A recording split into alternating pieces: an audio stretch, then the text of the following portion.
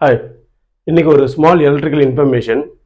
என்னன்னா, நம்ம electrical panel filters இல்லை மெயின்டெனன்ஸில் ஒர்க் பண்ணுறவங்களுக்கு பவர் கேபிள்ஸ் அப் டு எந்த ஆம்பியர் வரைக்கும் யூஸ் பண்ணணும், எந்த ஆம்பியருக்கு மேலே பஸ் பார் யூஸ் பண்ணணும் அப்படிங்கிறது நிறைய பேத்துக்கு தெரியாது.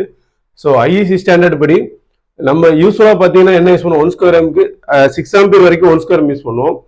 அப்புறம் 25 ஆம்பியர் வரைக்கும் 2.5 ஸ்கொயர் யூஸ் பண்ணுவோம். 32 ஆம்பியர் வரைக்கும் 4 ஸ்கொயர் யூஸ் பண்ணுவோம். ஸோ அப்படியே போயிட்டு இருந்து அப்படியே 25 ஸ்கொயரும் 100 ஆம்பியர் வரைக்கும் 25 ஸ்கொயரும் யூஸ் பண்ணுவோம். அதுக்கு மேலே பார்த்தீங்க அப்படின்னா நம்ம 100 ஆம்பியர் வரைக்கும் பவர் கேபிள் யூஸ் பண்ணிக்கலாம். 125 டு 3200 ஆம்பியர் வரைக்கும் நம்ம பஸ் பார் யூஸ் பண்ணிக்கலாம். ஸோ இதுதான் ஸ்டாண்டர்டு. ஸோ நீங்கள் யோசிக்காம 100 ஆம்பியர் வரைக்கும் பவர் கேபிள் போட்டுக்கோங்க, ஃபிளெக்சிபிள் கேபிள். அதுக்கப்புறம் பார்த்தீங்க அப்படின்னா 125லேருந்து 3200 ஆம்பியர் வரைக்கும் உங்களுக்கு ரெக்யூர்மெண்ட் இருந்துச்சு அப்படின்னா நீங்கள் பஸ் பார் தான் யூஸ் பண்ணணும். ஸோ இதுதான் ஒரு ஸ்மால் இன்ஃபர்மேஷன். இப்போ இந்த பஸ் பாரோட கால்குலேஷன் எப்படி, எந்த ஆம்பியருக்கு என்ன பிரேக் இருக்கு, எந்த மாதிரி பஸ் பார் யூஸ் பண்ணலாம் அப்படிங்கிறது ஒரு டவுட் இருந்துச்சுன்னா கமெண்ட் பண்ணுங்க.